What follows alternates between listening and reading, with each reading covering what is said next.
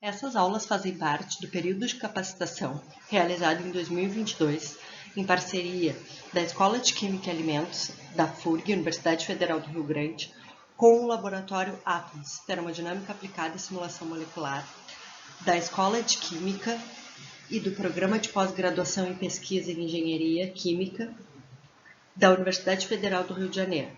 Como orientadores foram Carla Mansky Camargo e Yuri Soter Viana. Bom, então nós partimos da igualdade de fugacidade da fase vapor como função de temperatura e pressão e fração molar na fase vapor é igual à fugacidade na fase líquida como função de temperatura, pressão e fração na fase líquida. Nesse sentido, se nós escrevermos o modelo pelo método Phi-Phi, ou seja, real na fase vapor, coeficiente de fugacidade na fase vapor, coeficiente de fugacidade na fase líquida também como mistura real.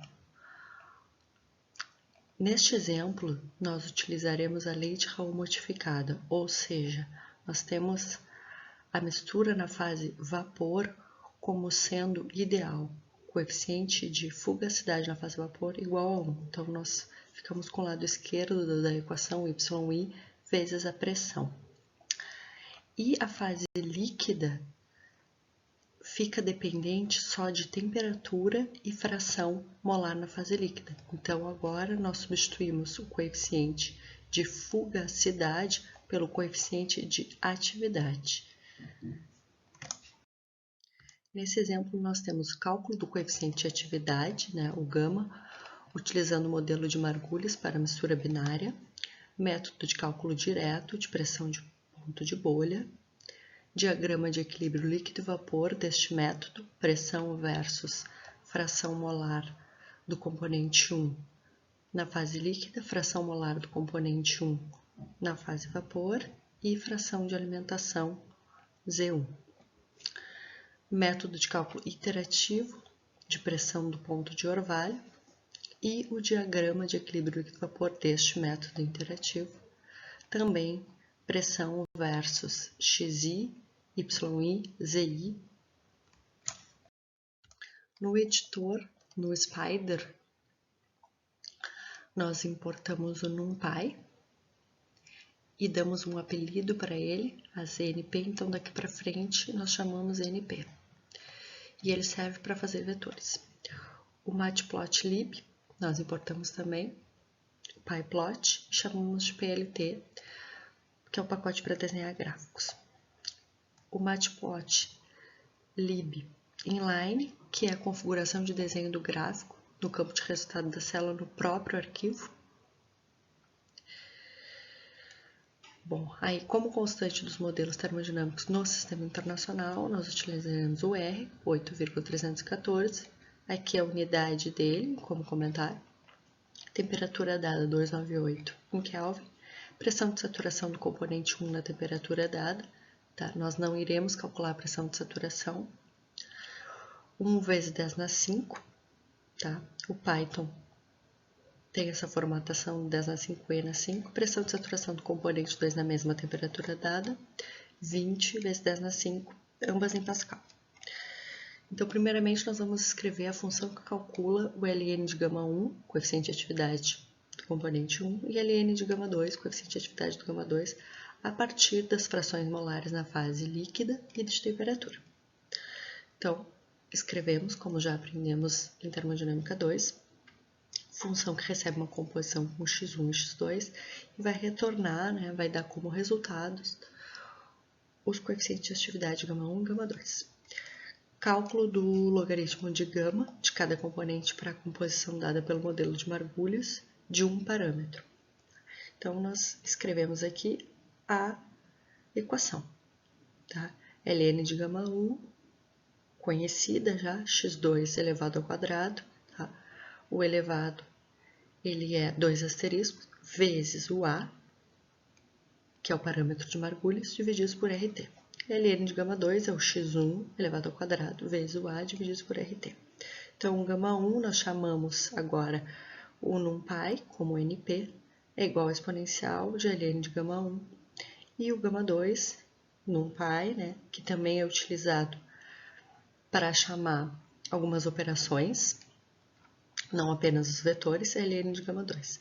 E aí ele retorna, então, o gama 1 e o gama 2 como resultado. Tá? Notem que primeiro nós escrevemos a função e ainda não demos os valores, tá, de x1 e x2, certo? Fica só como função. Então, nesse slide eu coloquei um print, tá, do Spider, tá? Então, aqui do lado esquerdo nós temos o editor do Spider, aqui é o arquivo que nós estamos trabalhando, pressão do ponto de bolha, ponto de orvalho pelo Margulis, tá? E aqui nós temos o console, tá? Que vai aparecer os prints. Então, do lado esquerdo, nós definimos agora os parâmetros, que eles são definidos depois da equação, certo? A, então, que é o parâmetro de Margulis, é menos 3.000, que ela é constante para cada par ou mistura, né? Quando a função for chamada, ela vai usar esse valor definido aqui. E agora alguns testes. Caso do componente 2 puro, eu vou testar, então, a minha função. x1 teste igual a 0. Então, quando o x2 é puro, o x1 é 0. Chamar a função usando essa composição e salvar o resultado de teste na variável.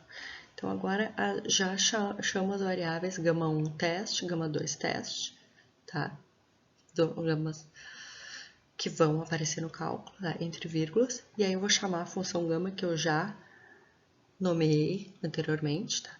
x1 é igual a x1 teste, tá? Que ela estava lá dentro da função γ quando eu defini o x1.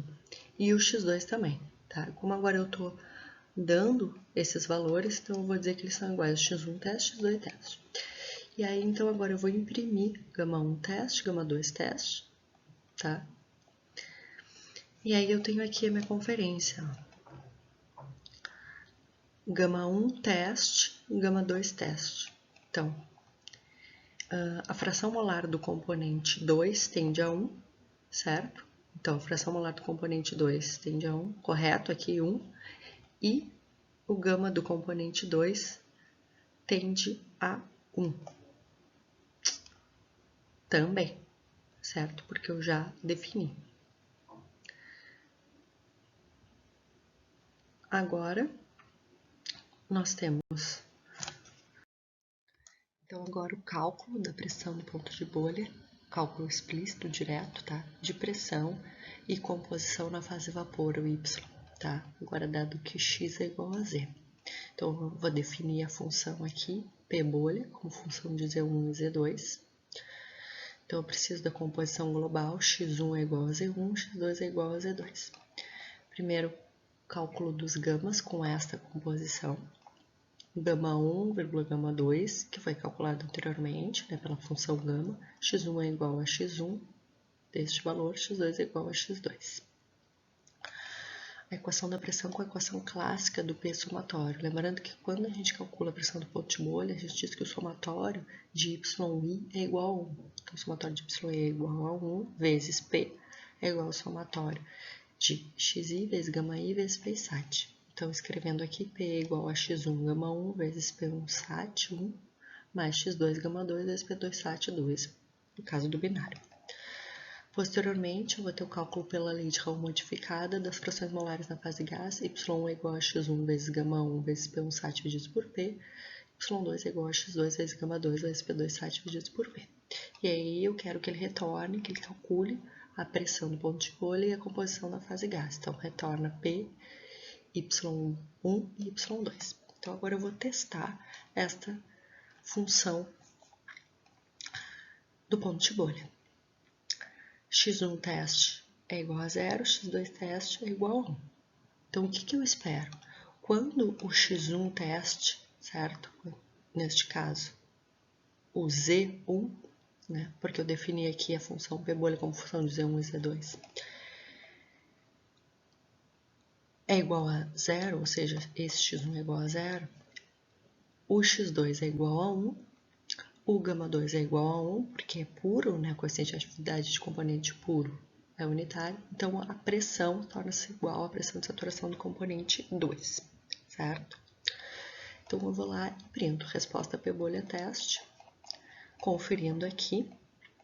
Então, nós temos que P bolha é igual ao PSAT do componente 2, lembrando que o PSAT do componente 2 é 20 vezes 10 na 5 Pascal, correto? Né? O Y é igual ao X, que é igual a 1, certo? E a fração molar do componente 2 tende a 1. Então, a fração molar do componente 1 é 0, Y1, e o Y2 é unitário. Então, está correto. Agora, eu vou fazer o inverso, para testar a minha função. X1 teste é igual a unidade, X2 teste é igual a 0. Então, neste caso, a pressão se iguala à pressão de saturação do componente 1. Então, a resposta P bolha teste, tá, vai ser igual, então, neste caso, 1 vezes 10 na 5 Pascal. O Y1 é agora igual ao X1, que é igual a 1, e o Y2 é 0. Então, está correto. Bom, então agora o último teste para essa função P bolha é em composições intermediárias. X1 teste é igual a 0,2, então, como x1 mais x2 é igual a 1, x2 teste é igual a 0,8. Então, agora, o que eu vou esperar? Eu vou esperar que a pressão do ponto de bolha ela tenha um valor intermediário entre P1 SAT e P2 SAT, ou seja, ela tem que ser maior que 1 vezes 10 na 5 Pascal e menor que 20 vezes 10 na 5 Pascal. Tá? Então, realmente, né, quando eu faço aqui, eu vejo. Então, é em torno de 15 vezes 10 na 5 Pascal, certo? Então, está correto. A fração molar do componente 1 na fase vapor, 0,006. E a fração molar do componente 2 na fase vapor, em torno de 0,99. Tá? Então, realmente,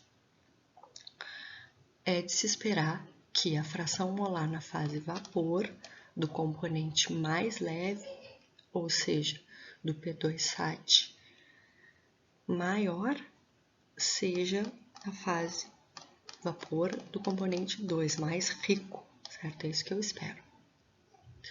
E além disso, como a lei de Raoult ela é linear, quanto maior o x2, maior vai ser o y2. Então, para fazer os gráficos, eu preciso criar os vetores. Então, o vetor x1 é igual a np.inspace, que varia de 0 a 1, certo? Com 100 pontos. Então, o vetor de fração molar do componente 1, na fase líquida. O vetor x2 é 1 menos o vetor x1. Então, eu vou subtrair termo a termo para fazer o vetor x2 do vetor x1.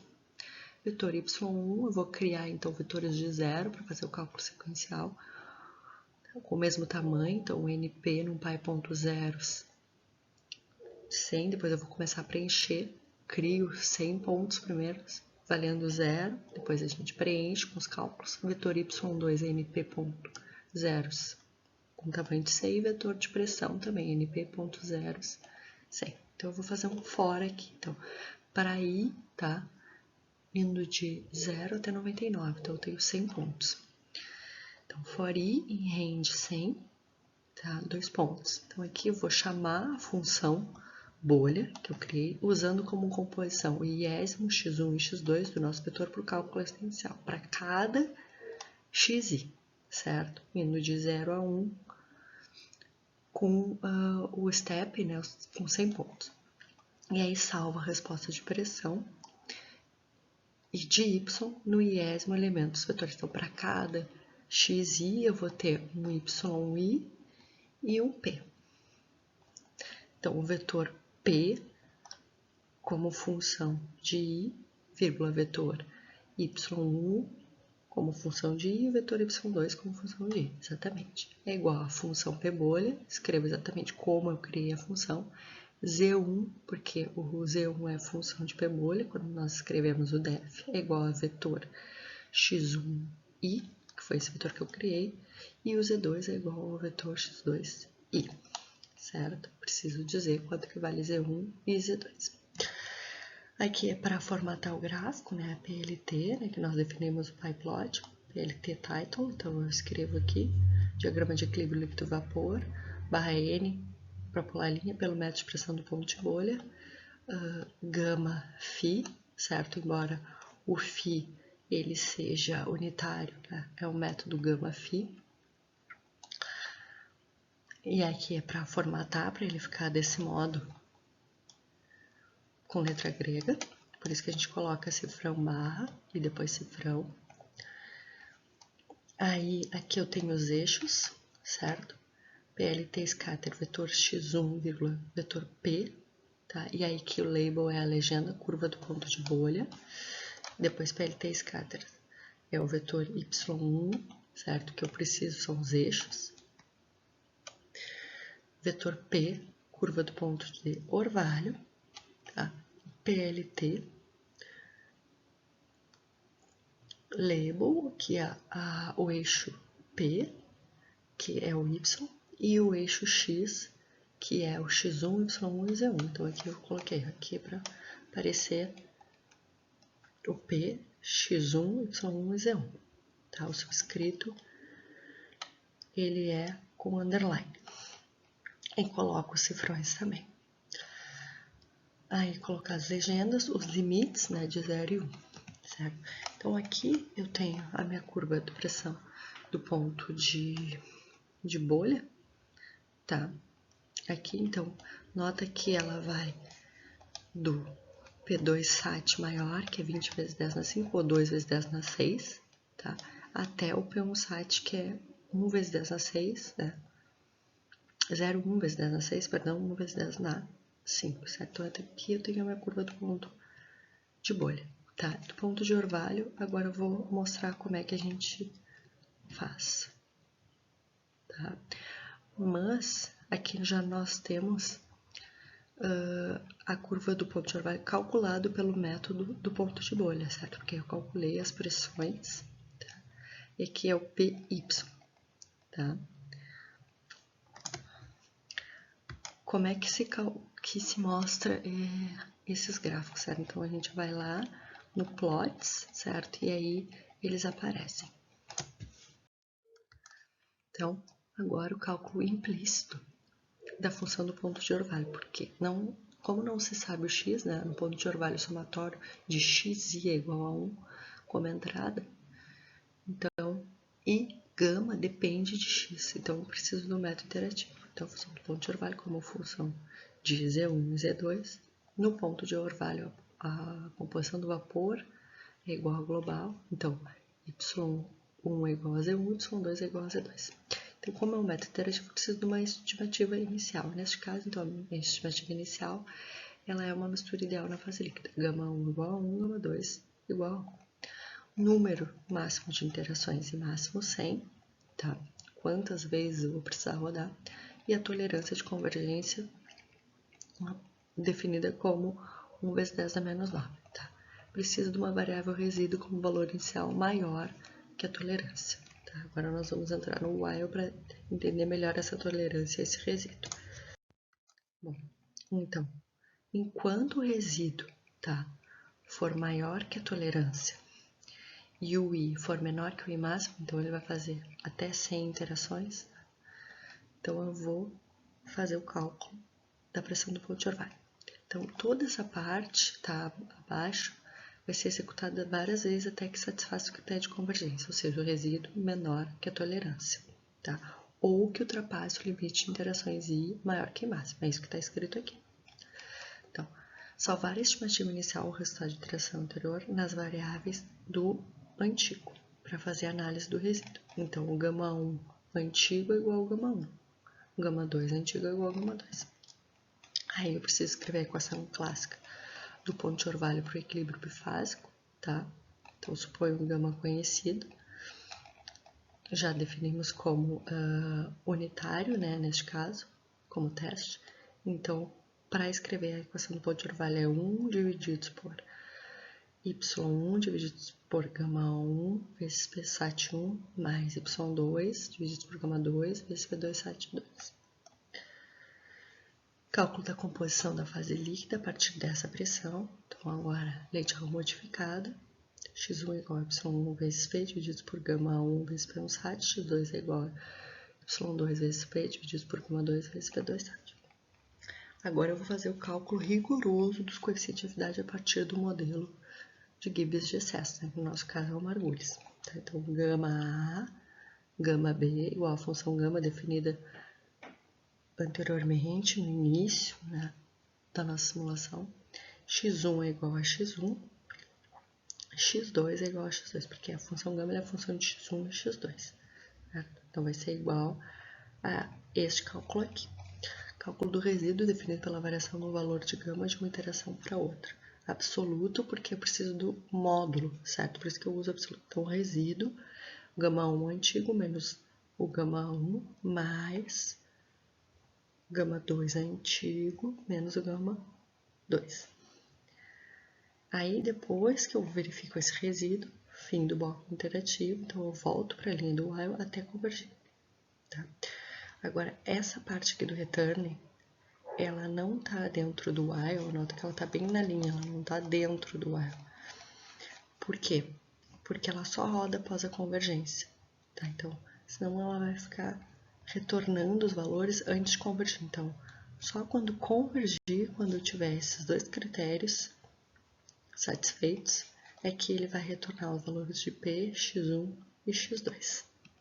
Tá? Então, agora eu vou testar a minha função a ponto de orvalho. Y1 teste é igual a 0, Y2 teste é igual a 1. Tá? Então, o que eu espero, né, quando eu vou fazer o print aqui? A fração molar do componente 2 vai tender a 1, a pressão do ponto de orvalho é igual à pressão de saturação do componente 2, o X é igual a Y, da mesma forma. Então, eu vou lá, certo? E vou, fração molar do componente 2 tende a 1, tá? A pressão do ponto de orvalho é igual à pressão de saturação do componente 2, 20 vezes 10 na 5 Pascal, e a fração molar do componente 1 é 0 e a fração molar do componente 2 é 1. Tá correto, tá? Então, quando eu colocar lá na equação do ponto de bolha, eu verifico isso. E vice-versa, né? Então, vou fazer o teste agora o inverso. Y1 teste é igual a 1, Y2 teste é igual a 0. Tá? Neste caso, então, eu tenho que a minha pressão do ponto de orvalho é igual agora à pressão de saturação do componente 1 e a fração molar na fase líquida, né? Agora, ponto de orvalho, do componente 1 tende a 1 e do componente 2 tende a 0. Então, é quase, né, 20 vezes 10 na 5 Pascal, tá certo? Isso aqui é aproximação do próprio Python. Então, a fração do componente 1 tende a 1, 0,99, 999, e a fração do componente 2 tende a 0. Tá? E agora, o teste com a composição arbitrária. Mesma coisa que foi feito no ponto de bolha. Y1 teste igual a 0,2, Y2 teste igual a 0,8.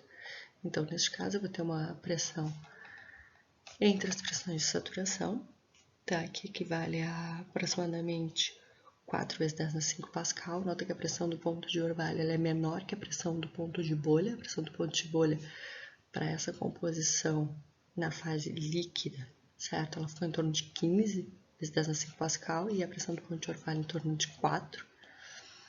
Aí eu tenho o X1 igual a 0,83 e o X2 igual a 0,16, tá? E aí, então, eu tenho, neste caso, então, ele mais rico na fase líquida, certo? No ponto de orvalho. Aqui, então, eu também tenho novamente, tá? Da mesma forma, para fazer os gráficos, eu preciso fazer os vetores, que nem foi feito por ponto de bolha, tá? E aí, eu vou chamar novamente a função do ponto de orvalho agora, com o vetor PI, vetor x1 como função de cada i, e o vetor x2, tá? E aí eu vou colocar o título com aquela mesma formatação, γ φ, só que agora é pelo método ponto de orvalho. Aí tenho aqui o plot, né, que eu já defini lá no início, import, pyplot, ASP.LT, os vetores, curva do ponto de bolha, tá? Que isso aqui eu vou escrever, esse label aqui é para aparecer curva do ponto de bolha. E o PLT SCART, agora a legenda, né, do ponto de orvalho. Como é que eu vou chamar o eixo Y, P? Como é que eu vou chamar o eixo X? Tá? Com as formatações. Os limites também. Então, aqui eu tenho um gráfico, tá? Agora feito pelas curvas do ponto de orvalho, com a função implícita, tá? Da mesma forma, eu tenho que a pressão, ela é maior, tá? Neste ponto, que é igual à pressão de saturação do componente 2, 2 vezes 10 na 6, e ela vai até a pressão de saturação do componente 1, que é 0,1 vezes 10 na 6 Pascal.